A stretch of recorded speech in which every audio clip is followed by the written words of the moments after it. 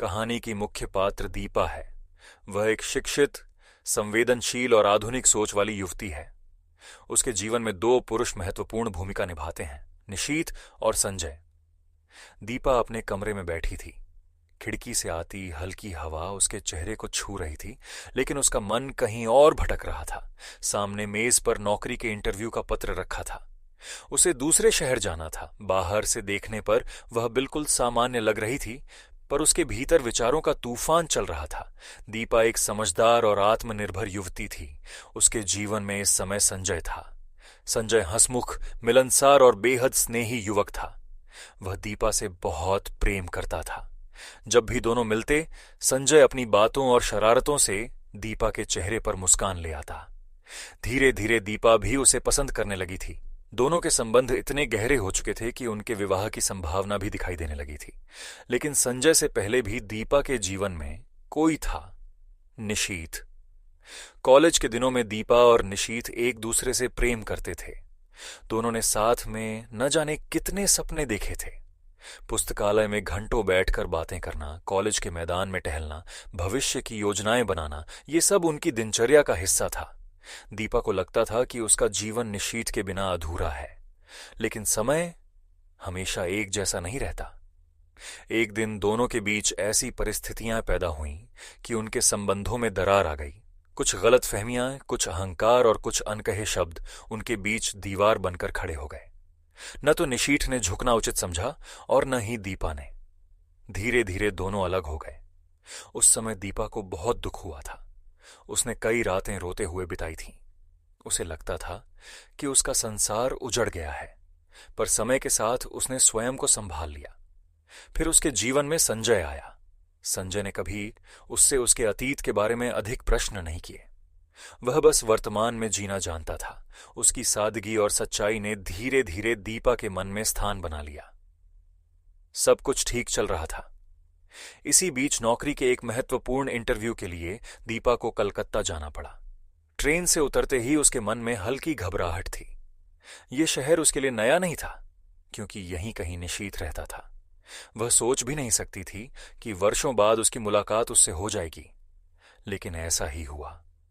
जब दीपा ने पहली बार निशीथ को देखा तो वह कुछ क्षणों के लिए स्तब्ध रह गई। वर्षों का अंतराल जैसे एक पल में समाप्त हो गया। निशीथ भी उसे देखकर चौंक गया। दोनों ने औपचारिक मुस्कान के साथ एक दूसरे का अभिवादन किया। निशीथ अब पहले से अधिक गंभीर और परिपक्व लग रहा था। उसके व्यक्तित्व में एक नया आत्मविश्वास था। उसने दीपा की नौकरी के इंटरव्यू की तैयारियों में मदद की, उसके रहने की व्यवस्था की और हर संभव सहयोग दिया। दीपा के मन में पुरानी यादें फिर से जाग उठीं। उसे कॉलेज के वे दिन याद आने लगे जब वह और निशीथ घंटों साथ रहते थे। उसे याद आया कि कैसे वह उसकी छोटी छोटी बातों का ध्यान रखता था। उन यादों ने उसके मन को धीरे धीरे अपनी गिरफ्त में लेना शुरू कर दिया। एक दिन होटल के कमरे में बैठी दीपा देर तक अतीत के बारे में सोचती रही। क्या मैं आज भी निशीथ से प्रेम करती हूं? उसने स्वयं से पूछा। उसके मन में संजय और निशीथ की छवियां एक साथ उभरने लगीं। जब वह निशीथ के साथ होती तो उसे लगता कि वही उसका सच्चा प्रेम है। लेकिन जब वह संजय के बारे में सोचती तो उसके चेहरे पर मुस्कान आ जाती। उसका मन दो दिशाओं में खींच रहा था। दिन बीतते गए। इंटरव्यू समाप्त हो गया। निशीथ ने उसकी हर तरह से सहायता की। उसके व्यवहार में सम्मान और अपनापन था। इससे दीपा का भ्रम और भी बढ़ गया।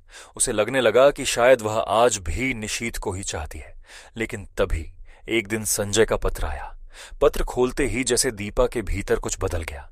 पत्र में कोई बड़ी बड़ी बातें नहीं थीं। उसमें बस संजय की वही सरल भाषा थी, वही चिंता थी, वही स्नेह था। उसने लिखा था कि वह दीपा के लौटने का इंतजार कर रहा है। उसने उसके इंटरव्यू की सफलता की कामना की थी और यह भी लिखा था कि उसके बिना दिन बहुत लंबे लग रहे हैं।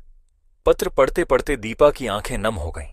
अचानक उसे महसूस हुआ कि निशीथ के प्रति जो भावनाएं उसके मन में जाग रही थीं, वे वर्तमान का प्रेम नहीं थी। वे केवल अतीत की स्मृतियां थीं। उसे समझ में आया कि पुराने दिनों की यादें हमेशा सुंदर लगती हैं, क्योंकि उनमें वर्तमान की कठिनाइयां वे नहीं होती। निशीथ उसके जीवन का एक महत्वपूर्ण अध्याय था, लेकिन वह अध्याय समाप्त हो चुका था। संजय उसका वर्तमान था और वर्तमान ही जीवन का सबसे बड़ा सत्य होता है। दीपा ने खिड़की के बाहर देखा। शाम का सूरज धीरे धीरे डूब रहा था। उसके मन का भ्रम भी अब समाप्त हो चुका था। उसे अपना उत्तर मिल गया था। वह मुस्कुराई। उसने मन ही मन संजय को याद किया और महसूस किया कि वही उसका सच्चा साथी है। उसी क्षण उसे समझ में आया कि जीवन का वास्तविक सत्य अतीत की यादों में नहीं, बल्कि वर्तमान के सच्चे संबंधों में छिपा होता है। और यही सच है। निष्कर्ष यह कहानी बताती है कि मनुष्य का मन कई बार पुरानी यादों से प्रभावित होकर भ्रमित हो जाता है, लेकिन जब वह शांत होकर अपने अनुभवों को देखता है तब उसे समझ आता है कि वास्तविकता क्या है। दीपा के जीवन में यही सत्य प्रकट होता है। अतीत की मोहक स्मृतियों से अधिक महत्वपूर्ण वर्तमान का सच्चा और भरोसेमंद प्रेम है। यही सच है।